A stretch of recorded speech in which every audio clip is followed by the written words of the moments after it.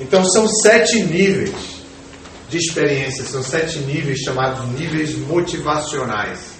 Isso aqui agora não é o Bhagavad Gita, isso é ciência, isso é da psicologia, isso é importante conhecer e é técnico. Então, nós temos 3 níveis básicos: sobrevivência, afetividade e autoestima. O falso ego se apega a esses 3 aqui com unhas e dentes. O sujeito nasce e morre se não tiver uma orientação, se ele não tiver uma inspiração, se ele não aproveitar as crises da vida, ele não sai disso aqui o tempo inteiro, só preocupado com dinheiro para o que ele quer, e quando tem, a preocupação continua. Não é que resolve os problemas, pelo contrário, agora é como vou investir o que sobrou. Está no banco, caderneta de poupança, ou sei lá, outro tipo de investimento, e aí vai. Aí vou comprar um imóvel. Mas imóvel agora está bom para comprar, mas não está bom para vender. E se eu puder comprar e não puder vender? E não sei o que. Não tem jeito, ele fica nisso. Afetividade, nossa experiência. A gente quer ser amado o tempo inteiro. A gente quer amar e quer ser amado. A gente não renuncia o direito de ser amado. Se alguém diz alguma coisinha assim pra gente, a gente pensa que não é amado por aquela pessoa, a gente se revolta e a gente briga e a gente faz o que for, ou chora, sofre terrivelmente, fica depressivo, se sente o capacho do capeta, qualquer coisa a gente sofre, e o diabo sofre tudo porque não é amado. A gente passa a vida inteira querendo agradar os outros, porque se eu não agrado, ele não vai me amar, então eu tenho que agradar para me amar.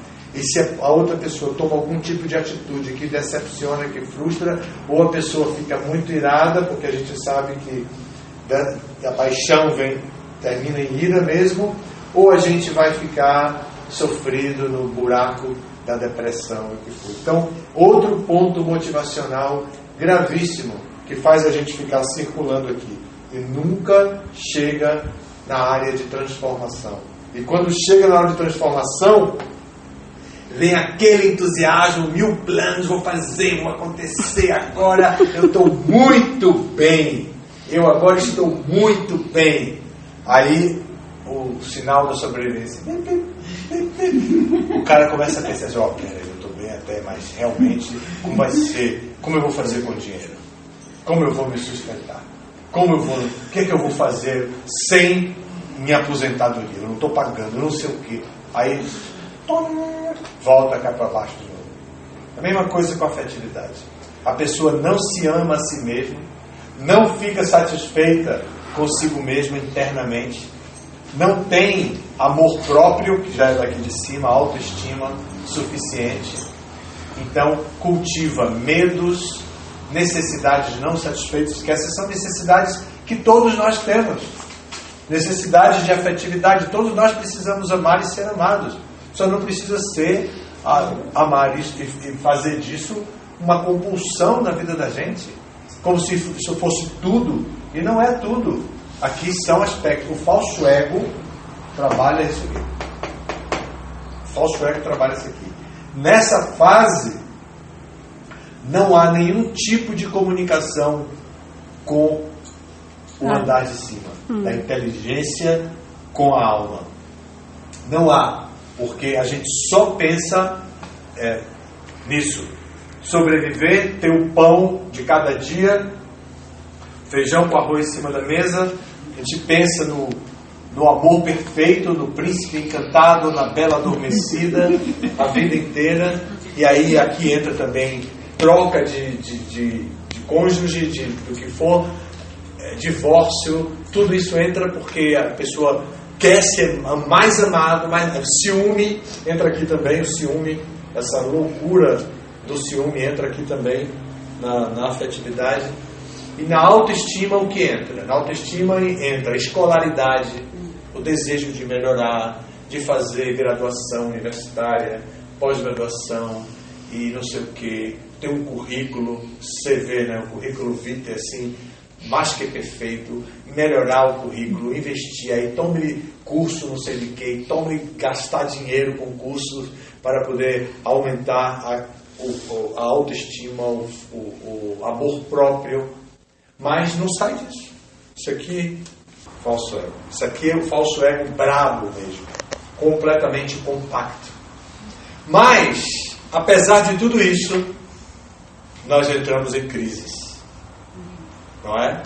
De vez em quando nós perdemos o amor, perdemos o dinheiro, ou ganhamos muito dinheiro, ou ficamos felizes porque conseguimos concluir um curso maravilhoso, ficamos felizes porque temos agora, passamos no emprego público, né? Concurso público, que é o que o povo, pelo menos antes da crise agora, estava adorando fazer concurso público, aí passa no concurso, então arranja um amor bacana, está correspondido, o camarada é super romântico, traz florzinha, ou então a menina é também super gentil, a maior identificação com o outro, então a afetividade está resolvida, fica tudo bacana e a pessoa pode, mas eu tenho tudo isso, está tudo bacana, mas parece que falta algo ainda. Pode ser uma crise existencial que leve à busca. A pessoa está bem, mas e revela para os amigos, eu tenho tudo que eu preciso. Vocês já devem ter ouvido falar disso, ou devem até sentido isso talvez. Eu tenho tudo, minha vida, eu tenho garantido o que eu preciso para a minha sobrevivência, eu estou bem com o meu coração, eu tenho um currículo super bacana, está tudo bem, eu tenho conhecimento, tenho prestígio social, as pessoas gostam de mim, eu sou útil na sociedade, mas falta algo. Ou então, isso aqui é uma crise tão louca que a pessoa também entra numa depressão e começa a pensar e questionar como resolver tudo isso, É esta fase aqui, transformação. Está em vermelho aqui, que é a fase que a gente pode, a partir dela, dar uma guinada muito importante na vida da gente. Seja tendo isso tudo positivo, tendo alguma coisa negativa, sendo tudo negativo, a gente pode chegar nessa fase. E quando chega nessa fase, o que a gente precisa? Criar um projeto de vida. O que eu quero para mim? Agora eu já me conheço um pouco. O que eu quero para mim? Qual é o meu projeto de vida? Qual o projeto da minha vida? O que eu posso fazer por mim mesmo? É essa fase, coesão interna. É nessa fase que ela começa a bater lá em cima para ouvir a alma. Diga aí, alma, você está aí, dá uma luz. O que é que eu faço? Que projeto de vida eu vou ter?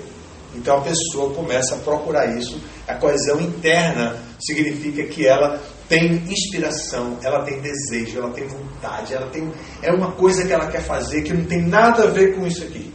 Nada a ver com o que ela estudou.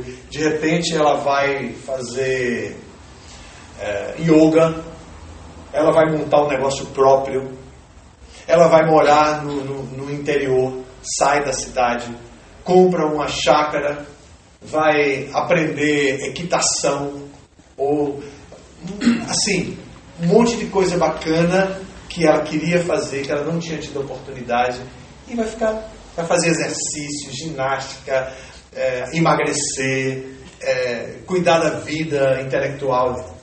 É esse momento aqui. E tem tudo para não cair de volta, porque ela já passou pela crise e ela está definindo um projeto de vida. Mas os medos os medos que são provenientes de necessidades de sobrevivência, afetividade e autoestima não satisfeitos, necessidades não satisfeitas nesses 3 níveis, criam medos da escassez de dinheiro, escassez de afeto, escassez de respeito. Então, esses medos interferem e podem puxar para baixo. A gente tem, mesmo nessa fase, a pessoa tem que ter muito cuidado para não ser puxado pelos medos e pela ira. Não é à toa que Krishna diz no Bhagavad Gita, Vitaraga Bhaya Krodha. tá vendo? Imagina se fosse um copo d'água agora. Vitaraga Bhaya Krodha. Então, livrar-se do apego, do medo e da ira. É o que é esse aqui. Apego, medo e ira. Que constitui perigos constantes. Porque a gente pode, em qualquer momento, mesmo na coesão interna, transferir para o outro a responsabilidade da sua tranquilidade mental. E ele fica irado e ele pensa que ele está irado e que ele tem razão, mas na verdade ele está apenas ficando irado com a falha do outro, porque ele acabou de enxergar no outro uma falha que ele tem interna dele. Então ele fica tão irritado com aquela visão no espelho, que é ele mesmo que está ali. Nunca pensei que eu fosse tão feio.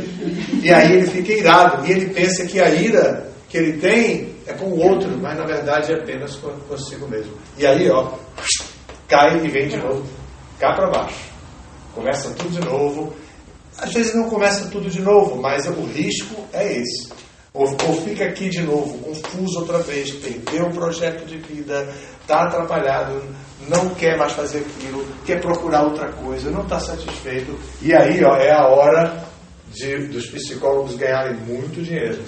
Porque ele vai para os consultórios dos psicólogos fazer terapia e paga uma grana para os psicólogos dizerem: calma, olha só, você citou aqui, ó, seu projeto de vida, esquece, isso aqui está resolvido. Vida simples, pensamento elevado.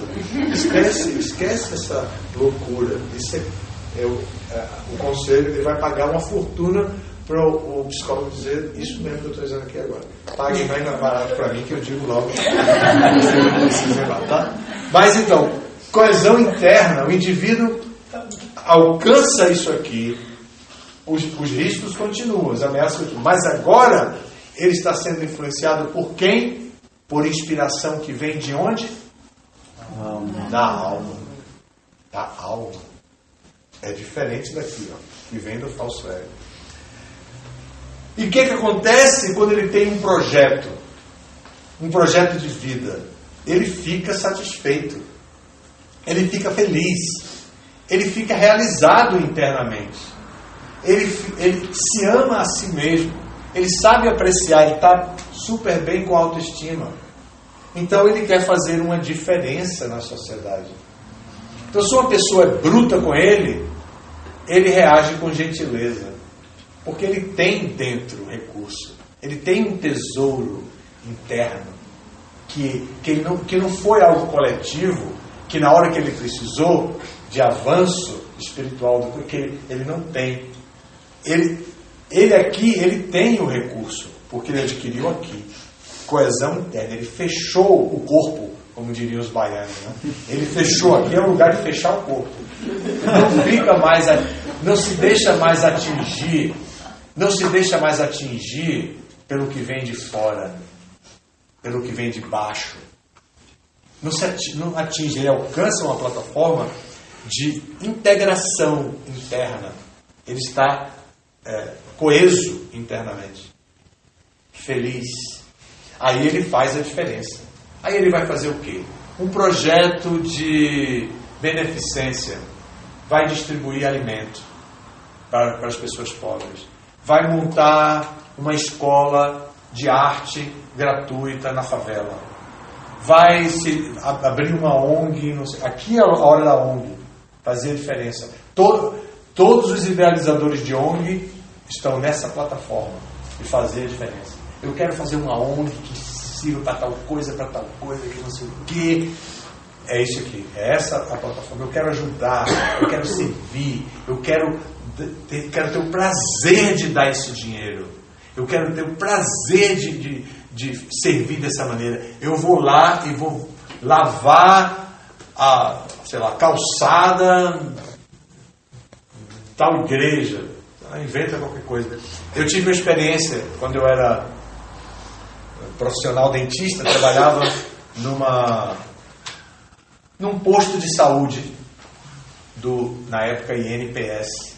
Eu trabalhava num posto de saúde, dava plantões, na verdade eu era o chefe do departamento de odontologia. E um motorista viu um mendigo na rua, um motorista de ambulância, viu um mendigo na rua, que estava com um abscesso muito grande. Ele tinha barba, sujo, imundo, maluco, mas com o rosto inchado. Então ele falou para uma outra funcionária do posto. E a outra falou com a outra. E a outra, aquela coisa. Eles foram lá com a ambulância.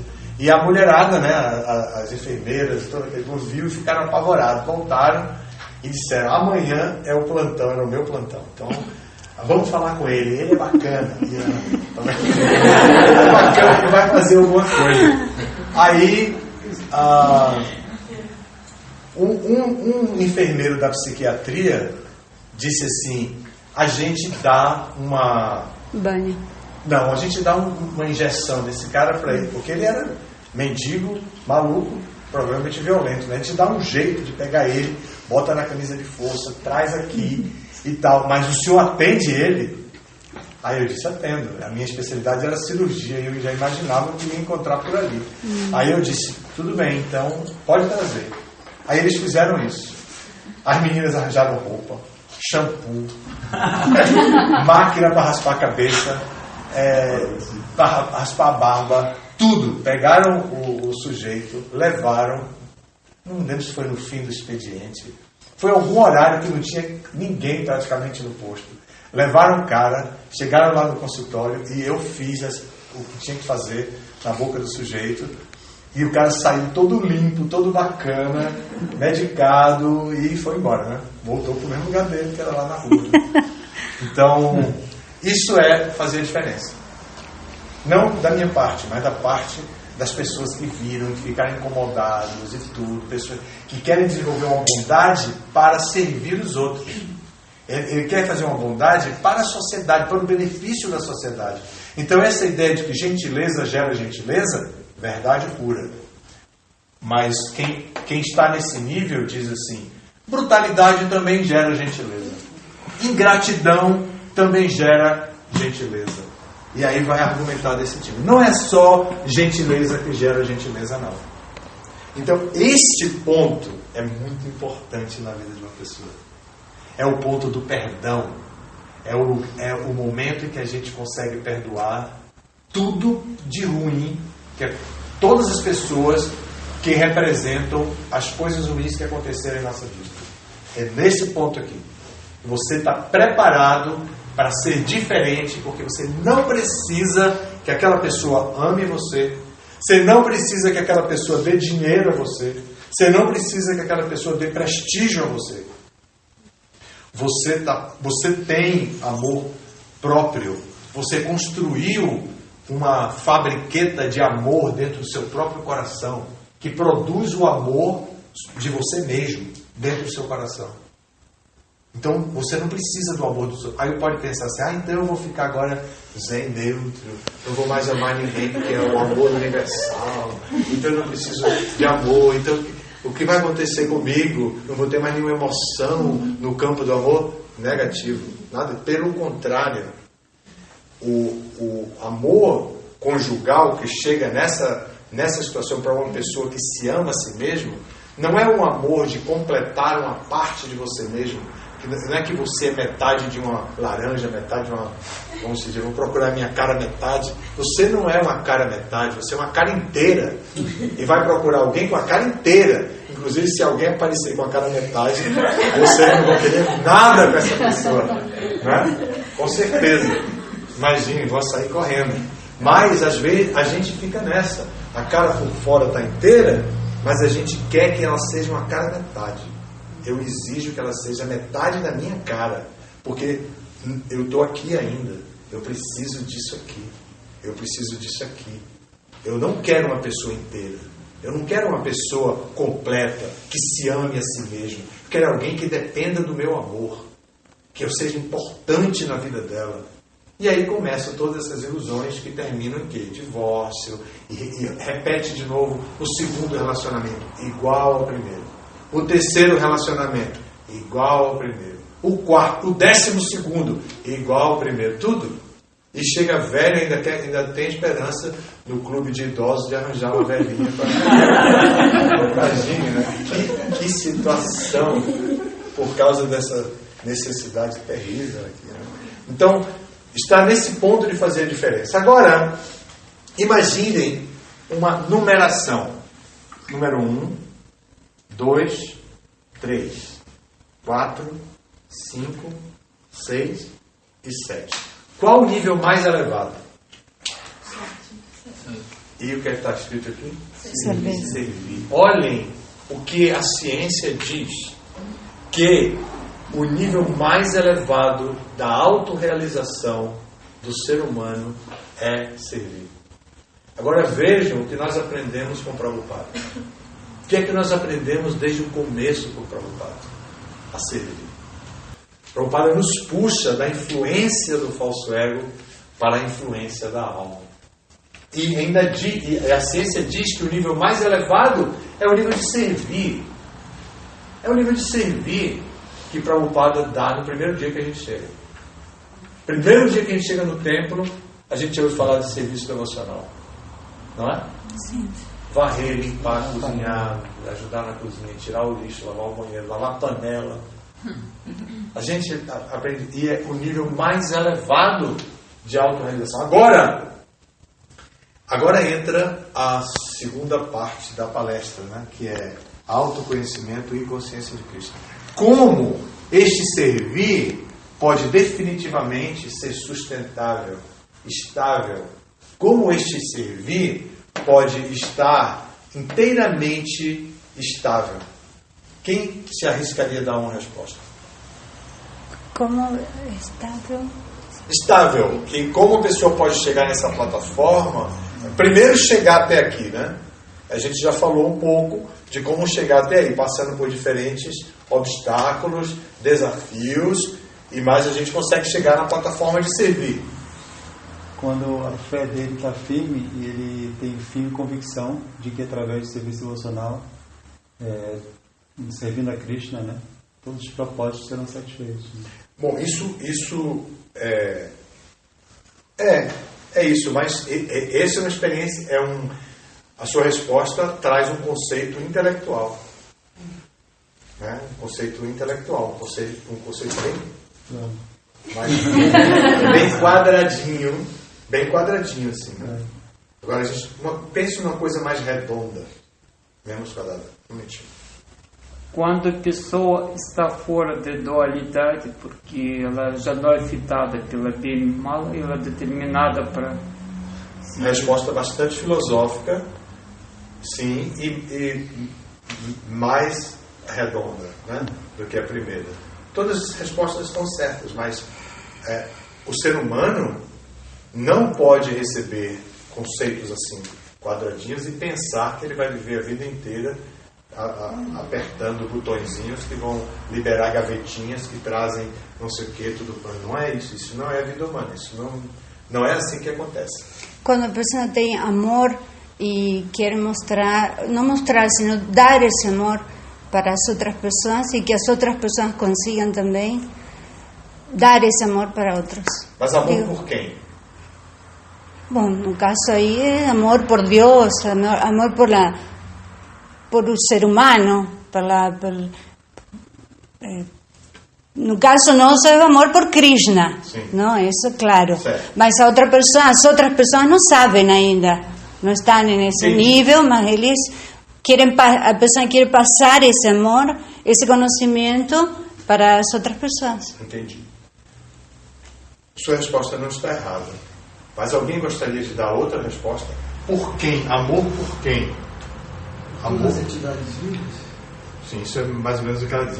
Só que você inclui as entidades vivas não humanas, né? Correto. Você pode elaborar a pergunta de novo? Quando a pessoa chega nessa plataforma, ela precisa de estabilidade, né? Porque aqui a gente viu que tinha risco de cair e tudo mais. Aqui também tem risco de cair. A gente sabe, a gente vê isso. A gente já viu. Mas como ela pode ficar estável? Então, como é seu nome? Isabel falou, deu um conceito, você deu um conceito, mas Isabel foi para a linha do amor. Ela diz que a pessoa quer servir porque ela tem amor pelos outros, ela tem amor por Deus, no nosso caso amor por Deus. Será que é através pela fé? Foi o que o falou. Não está errado. Mas qual é o elemento de sustentabilidade de tudo isso? Krishna. Claro, a resposta. No seminário a gente teve um aluno clássico e tudo que ele respondia era serviço devocional, através do serviço devocional. E quem vai dizer que está errado? Toda a resposta dele era certa. Afinal, passou de ano só de respondendo. Espera aí um momentinho, porque ela levantou o dedo antes. Como é seu nome? Kalachandi. Pode. Pelo que eu entendi, o senhor está pedindo para seguir a linha, estava tentando puxar a linha do raciocínio dela. E eu, na minha opinião, imagino que além do amor a todas as entidades vivas, seria também o amor à própria pessoa. Claro! Uma salva de palmas para Paula. Esse amor, a gente tem um medo de amar tão grande, nós devotos principalmente, temos o medo de amar a nós mesmos porque pensamos que é falso ego. A gente tem um medo assim terrível, mas esse amor próprio, esse amor de preservação, esse amor de felicidade interna, desse encontro com o próprio indivíduo que nós somos, essa coesão interna que faz esse amor básico. E esta pessoa que pode amar a Cristo, que pode amar a Cristo, tem que ter amor para dar. Sim. De onde ela vai tirar o amor se ela não tem amor? Mas o senhor fala disso no sexto nível, no amor próprio. Aí desde aqui a gente está falando, né? Então, aí ele se constrói e se solidifica. Aí a conclusão é o servir. Então, mas como esse servir pode ficar estável? Com a solidificação do amor próprio, no andar anterior. Mas se for só amor próprio, ele não vai poder servir. Quando ele conhece a si mesmo, né? Autoconhecimento. Mas isso para servir, isso é para aqui, né? Para servir é como Isabel falou, né? Ela quer servir, desde aqui ela já quer fazer a diferença. Mas aí você se expande, quando você se ama, você se expande. É automático, acho que. Não é automático. Não é automático. Sabe por quê? Porque a natureza material age em nós. Gente, alguém já ouviu falar de Maia? Essa natureza material, ela age em nós para atrapalhar tudo isso aqui o tempo inteiro. É a matéria inerte, bruta. Ela é inerte, é a matéria bruta que os sentidos tocam e fazem tudo, mas a Maia está lá. Os três modos estão lá pulsando assim, que nem esses neons que a gente passa pela cidade e vê. Churrascaria, não sei o que, assim, né? Chamando nossos olhos e tudo. Maia faz isso com a natureza material. E os nossos sentidos vão lá e detonam, fazem o que querem. Eu acredito que quando nós sentimos algo de bom, nós queremos compartilhar, queremos que as pessoas sintam o que nós estamos sentindo. Então, é isso. Isso é o que é isso mesmo. É o que foi falado. Kalachandi já disse amor por si mesma. Ela tem amor, ela quer compartilhar esse amor. Não o amor dela, não quer que todo mundo ame mais, porque isso já é daqui de baixo, né, da afetividade. Ela quer compartilhar esse amor, ela quer criar, ela quer estabilizar a diferença que ela fez para a sociedade, ela quer ser útil aqui na sociedade, então aqui ela quer servir com vontade. O que é que Chaitanya Mahaprabhu, quais são os 4 itens que Chaitanya Mahaprabhu recomenda para a estabilidade do cantar do Mahamantra? Então, peraí, vai dizendo um a um. Então, humildade, tolerância. Sim, humildade, tolerância, modéstia, não é?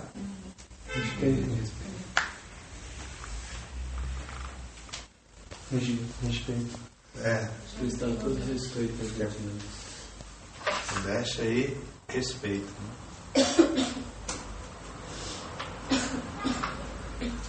Então, são 4 itens. 4 itens de sustentabilidade do processo de cantar o Mahamantra Hare Krishna. Né? Então, aqui temos humildade, tolerância, modéstia e respeito. Tudo isso está aqui dentro, embutido. Tudo isso está aqui dentro. A Isabel puxou um tema, o amor. Mas olha quanta coisa está aqui dentro. Não é? O amor é o mais dinâmico.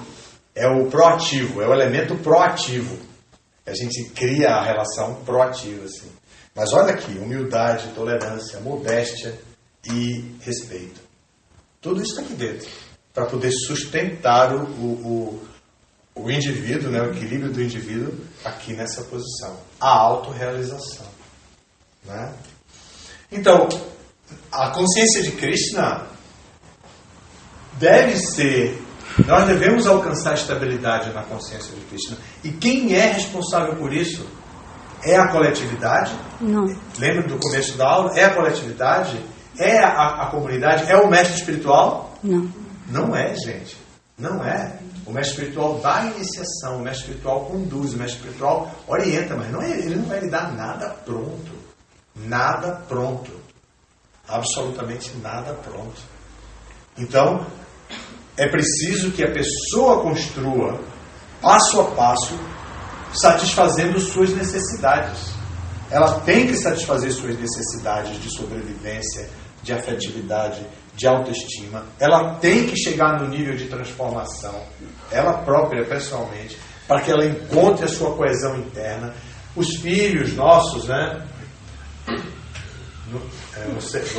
Alguns de vocês têm filhos, mas os nossos filhos precisam receber esse estímulo para alcançar esses níveis.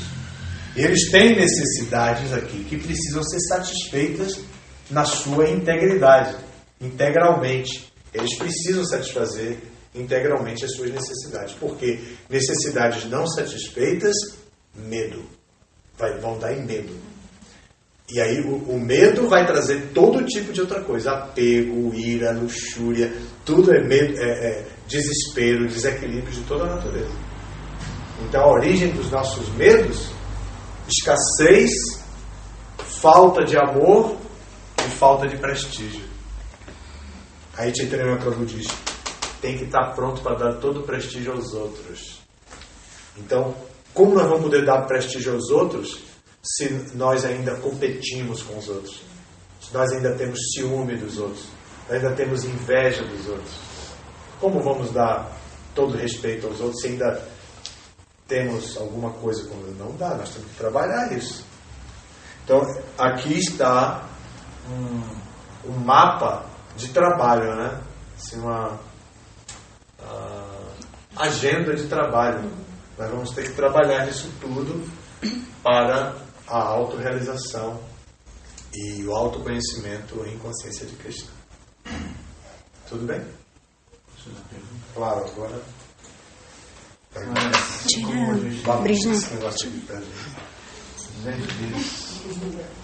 Eles confundem, né, a voz, né, da super-alma, né, que está ali do lado da alma, com a voz da mente. Né? Como discernir, né, o fazer a diferença, né, o amor próprio ali, que vai fazer a diferença, que vai servir, né, os outros, com a autoestima, né, com essa necessidade, né, de querer ser amado, né, aquela coisa toda. Deixa eu ver se eu entendi. Na autoestima, a gente ainda não foi amado, né? A gente fica querendo, né, buscando esse amor externo, né? Mas quando chega lá em cima, né, quando você vai fazer a diferença mesmo, você está se amando, por isso você pode servir, você pode amar, né? Você pode dar porque você tem, né? Uhum.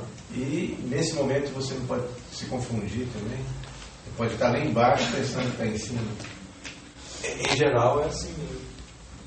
Em geral é assim mesmo. E qual o lugar de sacar que você está... É o conhecimento da situação, né? É a autoanálise, a autocrítica. Tudo isso tem que existir constantemente. Constantemente. A amizade, aí entra o mestre espiritual, entra a comunidade, entra a família, entra todo mundo que pode nos ajudar. E nós temos que estar preparados para receber ajuda, né? Mas Os riscos são grandes a cada instante. Né? E precisamos admitir o nosso falso ego está, porque ele está. Ele está. Nós precisamos admitir a presença dele.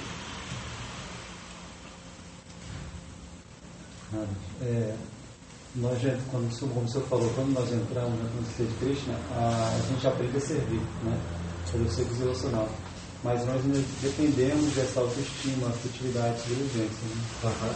Então a gente aprende também que o serviço devocional vai trabalhar tudo isso, né? E trabalha. O serviço devocional trabalha, a gente melhora e tal, mas pode ficar alguma coisa. E fica, muitas vezes fica mesmo entre nós. Porque nós podíamos fazer toda essa avaliação em termos de Varnashram. Brahmachari, Grihastha, Vanaprastha, nós podíamos ver tudo isso nesse tempo. Agora, o sujeito que vai tomar sannyasi, já ele tem que estar com esses três aqui completamente resolvidos. Só que a gente não tem como testar, a gente não tem um acompanhamento de natureza psicológica, assim, né? Não temos como é que chama? Triagem. Nós não temos um processo de triagem psicológica, mas o que se espera, eu não vou falar agora de todos os ashrams, porque eu iria mais 2 horas disso. O tema está aí apresentado já, mas nós precisamos compreender que essas 3 necessidades são necessidades reais, elas não são irreais, elas são reais. O brahmachari pode ser estimulado a não se preocupar com sobrevivência e desenvolver o que? Amizade inquebrantável com o mestre espiritual.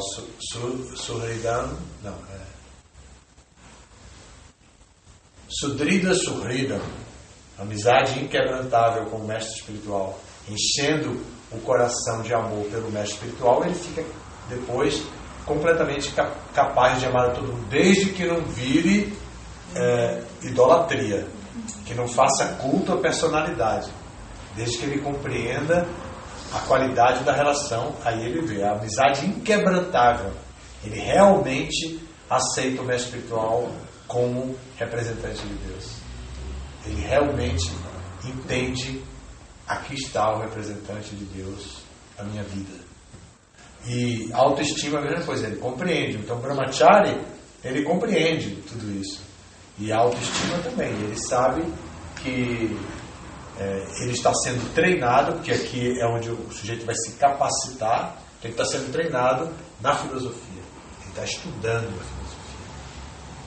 Então o que é que ele faz no estudo da filosofia? Ele vai adquirir o conhecimento necessário para o resto da vida. Entende? Aí vem o Grihastha, o Vanaprastha e tudo, e é bem interessante isso, mas isso aqui é o mapinha assim, da mina, da autorrealização. Sim. Gurudeva, pelo que eu entendi que o senhor explicou, de uma forma geral, isso serve para todas as pessoas, de um ponto de vista bem amplo, sobre como nós temos que passar por diversas fases da nossa vida, e até para não cair nas questões de depressão, enfim. A minha pergunta existem muitas pessoas, num contexto mais amplo, de que estão bem resolvidas, já estão numa fase da vida bem avançada, e às vezes acaba acontecendo coisas muito pesadas, por exemplo, a morte, né? E aí ela já não tem tanta experiência com essa fase, e aí ela volta para essa questão dos 3 itens que o senhor tinha comentado, né? Que são os primeiros itens, e aí ela fica presa. Nisso, e assim, por exemplo, eu tenho uma tia que ela era bispa, eu acho que de cultos, né, religiosos, evangélica, sem uma fé assim, de dar inveja para muitas pessoas, assim, do ponto de vista de como ela é dedicada a esse serviço. E aí, com a minha prima, que é a filha dela, que faleceu há 2 anos atrás, ela veio assim, não consegue sair disso, e é depressão atrás de depressão. E do ponto de vista que eu quero trazer isso para essa aula do senhor, é que é muito difícil, né, quando a gente se vê em situações muito difíceis, entrar nessa fase de transformação. Né? Então, sim, o devoto, ele sabe o mapa da mina, a gente sabe sobre as vantagens do serviço devocional, só que na prática, às vezes a mente fala tão alto e a gente não consegue controlar. E como a gente pode, sei lá, falar algo para essa pessoa tentar... Porque a psicologia, ela traz terapias, como o senhor já mencionou, existem diversos tipos de terapia. Tem muitas que funcionam, mas muitas que não. Tem muitas que têm intervenção farmacológica, tem muitas que não também. Mas como a gente pode tentar ajudar essas pessoas e até nós mesmos, né? Se a gente, sei lá, se vê numa situação dessa, porque não é fácil para ninguém. Como a gente pode fazer? Olha só, a morte mexe com algo que a mente não sabe trabalhar. O que foi que eu disse que a mente não sabe trabalhar? Nosso tempo. A morte, quando a morte surpreende a gente perde a noção do tempo. E a primeira coisa que a gente quer é voltar para o passado, onde a pessoa estava viva, para amar mais aquela pessoa, dar mais atenção àquela pessoa, para proteger aquela pessoa, para servir aquela pessoa e para não se sentir culpada. Então, provavelmente, no caso desse, embora ela não tenha culpa de nada, provavelmente no caso desse precisa trabalhar a culpa. Só isso, entender que por isso que o devoto tem tantos recursos, mas mesmo assim os devotos caem nessas armadilhas. O devoto tem o recurso de dizer que está tudo sob o controle de Krishna, né? E não espera resultado. O devoto aprende sobre Buddha Yoga, aprende sobre Nishkama Karma Yoga. Então o devoto sabe que deve se desapegar do resultado da sua própria ação. Associado com Deus é o controlador e você deve se desapegar do fruto da sua ação, é uma combinação muito boa de conceitos filosóficos. Mas outras religiões são Deus é o controlador e Ele me dá o resultado da minha ação. Então, na teologia da prosperidade, porque eu sirvo a Deus, eu tenho a minha vida rica, não me falta nada, né? Deus lhe dará tudo. De nada. Então Deus cria essa relação, né? Entendeu? Então, nós como devotos, nós temos o conhecimento que leva para cima e para baixo isso aí tudo, mas às vezes esse conhecimento desaparece quando a gente vê, a gente está aqui, lutando pela sobrevivência. De novo, nem japa, nem nada mais, só feijão com arroz em cima da mesa. É só a gente... A afetividade é a mesma coisa, né? Chega a 45 anos, a idade do lobo, né? Dos homens. E... 30 das mulheres. Exatamente. Aí o que é afetividade? Aí não rejeita o companheiro, o marido, a mulher, quer trocar e muda tudo, aí corta o cabelo, pinta a cara, faz plástica, não sei o que, modifica tudo, porque voltou, né? Já devia ter passado por isso, mas voltou para cá. E a autoestima, a mesma coisa, vai fazer qualquer coisa para ser amado e para amar melhor. É complexo tudo isso, mas não é porque nós, devotos, somos estimulados a servir que nós devemos esquecer tudo isso. Na medida da nossa capacidade, aproveitar que não temos Varnashrama, por exemplo, ainda tão estabelecido, nós temos que nos preocupar com a sobrevivência dos brahmacharis, de todo mundo, brahmacharinis, o que for, com a autoestima. Então, estudar, se capacitar. Então, aí tem Bhakti Shastri, Bhakti Vaibhava, Bhakti Vedanta, Bhakti Sarvabhauma, todos os níveis, todos os versos, estudar milhões de versos, aprender a cantar, tocar mridanga, adorar a deidade, aprender tudo e ficar satisfeito com a relação com o mestre espiritual em termos de amor é muito assim, é um segredo de sucesso no amor muito grande.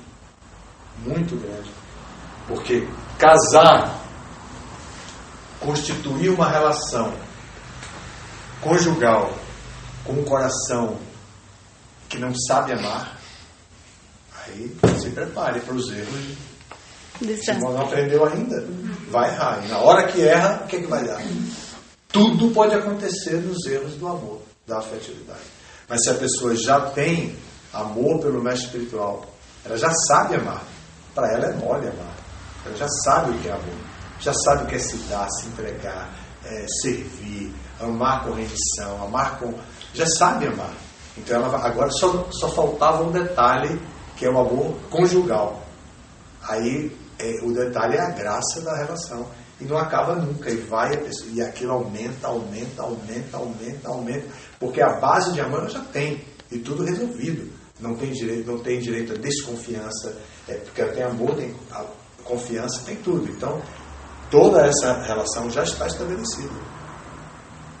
E ela tem muito mais chance, né?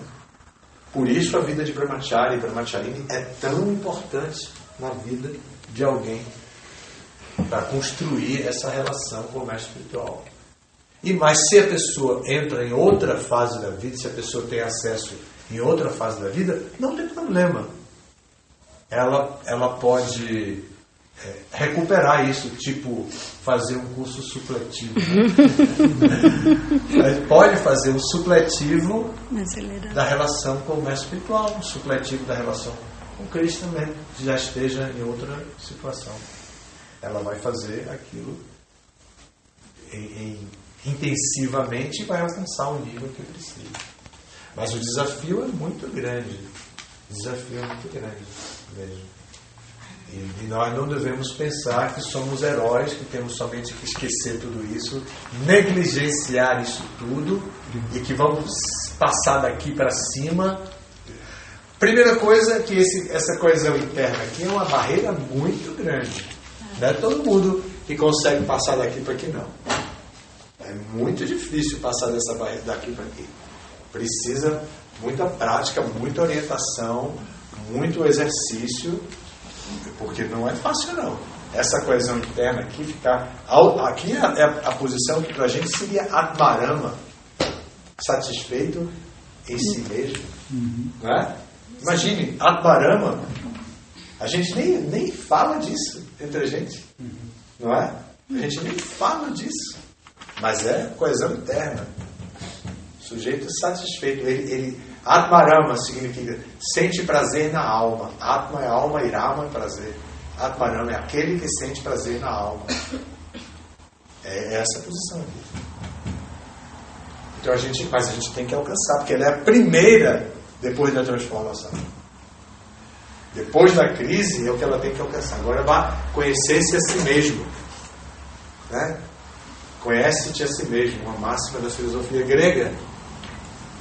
Está aí. Então está aí. Coesão interna. E depois começa a querer ajudar, servir, fazer diferença na sociedade e tal. Por aí vai. Acho que a gente não deve continuar muito, né, no tempo.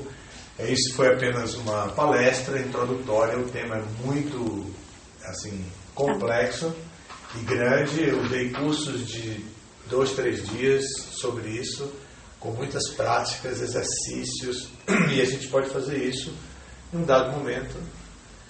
E vocês que já fizeram essa palestra vão estar em vantagem de outros que não têm.